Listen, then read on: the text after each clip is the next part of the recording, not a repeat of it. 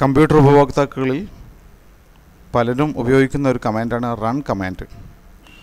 Window key അമർത്തി R press ചെയ്ത് കഴിഞ്ഞാൽ ഈ കമാൻഡ് നമുക്ക് ലഭിക്കുന്നതാണ്.